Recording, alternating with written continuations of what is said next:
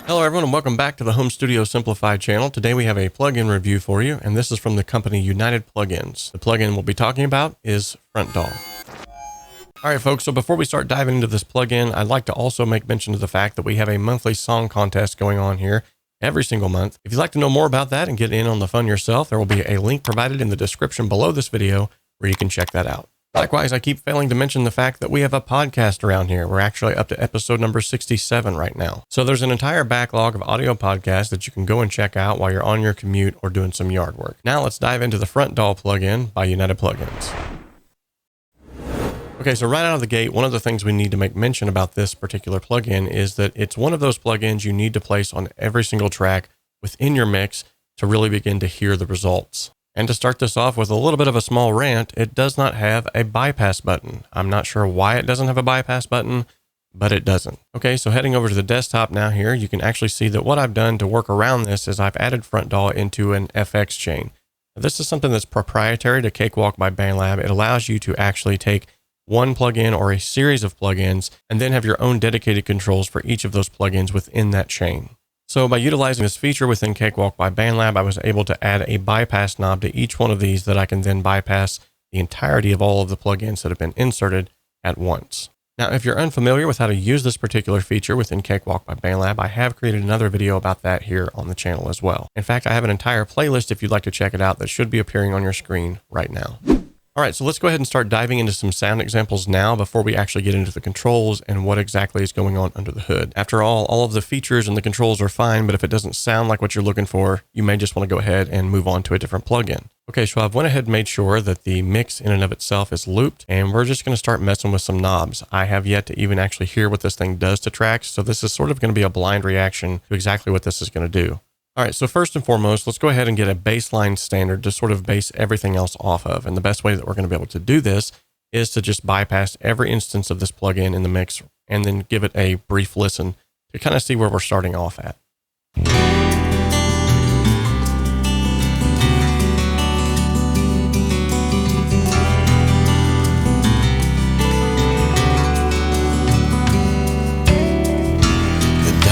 Of this present hour is ever looming.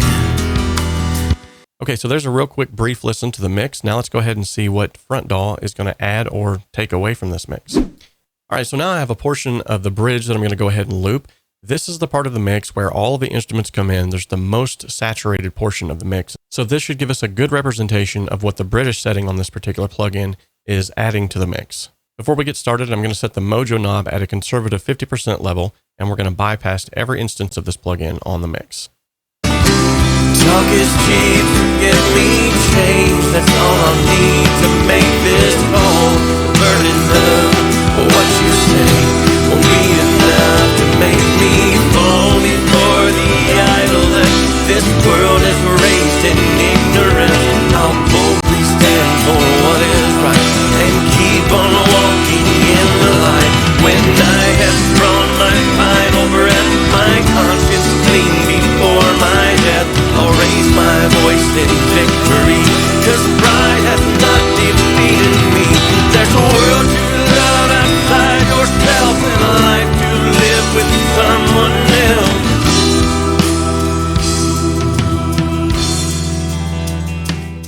All right, not too bad. I'm definitely pleased with the results I got from the British setting. Now let's go ahead and move on to the American setting. Yet again, we're going to start the mix with everything bypassed, and then we will enable it as it plays. Talk is cheap, give me change. That's all I need to make this home. Burning love, what you say won't be enough to make me fall before the idol that this world has raised in ignorance. I'll boldly stand for what is right and keep on walking in the light. When I have drawn my final breath, my conscience clean before my death, I'll raise my voice in victory, 'cause pride has not defeated me. There's a world to love outside yourself and a life to live with someone else.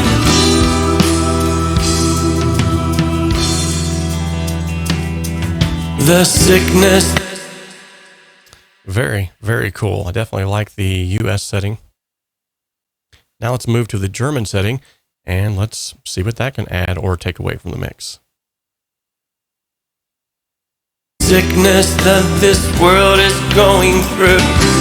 Talk is cheap, get me change. That's all I need to make this whole.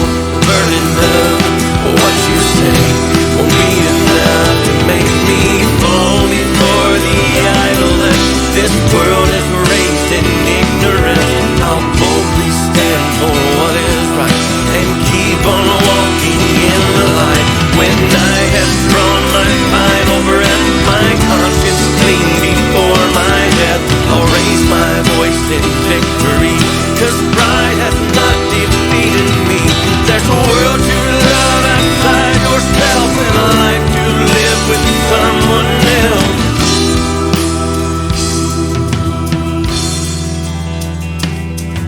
The sickness that this world is going through. Wow, very cool. I'm definitely impressed with every single one of them, and I can definitely hear too how each one of them would have their own place based on the genre of music that you're working with. I say on this mix, my favorite had to be the US style. However, I really was leaning more towards that German there towards the end whenever we got to the quieter part of the song. So really, yet again, it's subjective. It's up to you, but it's definitely adding something, some kind of mojo into the mix. I hear more saturation. I hear more low end. There's that warmth that a lot of people are going after. So if you're looking for a plugin that's going to offer all of those things, or if your particular DAW doesn't have an onboard console emulation like Cakewalk by BandLab does, this will be a great alternative to use.